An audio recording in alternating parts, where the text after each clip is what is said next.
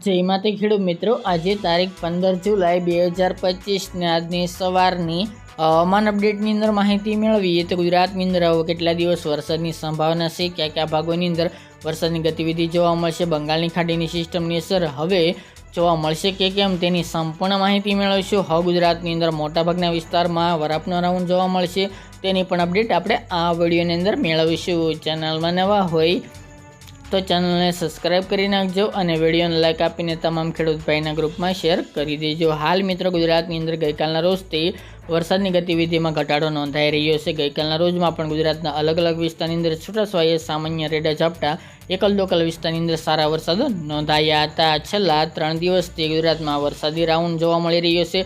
વરસાદની ગતિવિધિ વધુ જોવા મળી હતી, પરંતુ આજથી વરસાદની ગતિવિધિમાં પૂર્ણપણે ઘણા બધા ભાગોની અંદર સંપૂર્ણ વિરામ જોવા મળે અને વરાપ જોવા મળે તેવી સંભાવના રહેલી છે. બંગાળની ખાડીની સિસ્ટમ હતી તે ગુજરાત સુધી પહોંચી હતી, પરંતુ હાલ તો તે પશ્ચિમ દિશા એટલે કે રાજસ્થાન તરફ આગળ ગતિ કરી રહી છે. ગુજરાતમાં તેનો ટ્રફ સર્જાણો હતો, સક્રિય હતો, તેમજ તેને કારણે મિત્રો ગુજરાતના અલગ અલગ વિસ્તારની અંદર વરસાદની ગતિવિધિ જોવા મળી હતી, પરંતુ મિત્રો આજથી ગુજરાતના અનેક વિસ્તારની અંદર વરાપ જોવા મળી શકે છે. હા, ગુજરાતના એકલ દોકલ વિસ્તારની અંદર વરસાદી રેડા ઝાપટા કન્ટિન્યુ જોવા મળશે. હાલ ચોમાસું ચાલી રહ્યું છે, જેના કારણે મિત્રો ગુજરાતના અમુક દરિયાકાંઠાના ભાગો, જેમાં સૌરાષ્ટ્ર હોય, દક્ષિણ ગુજરાત, મધ્ય ગુજરાત કે ઉત્તર ગુજરાત, આ ભાગોની અંદર રેડા ઝાપટા કન્ટિન્યુ આગામી દિવસની અંદર યથાવત જોવા મળે તેવી સંભાવના રહેલી છે. બાકી ગુજરાતમાં હમણાં કોઈ પણ પ્રકારે ભારે વરસાદની સંભાવના જણાતી નથી.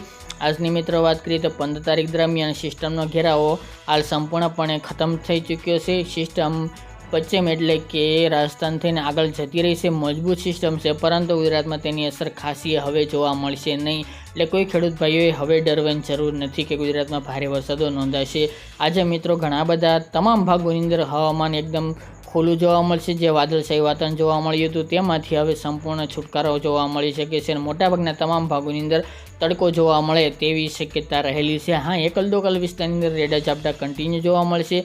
આગામી મિત્રો વાત કરીએ તો 15થી લઈને 20 તારીખ દરમિયાન ગુજરાતમાં કોઈ ભારે વરસાદનું અનુમાન જણાતું નથી.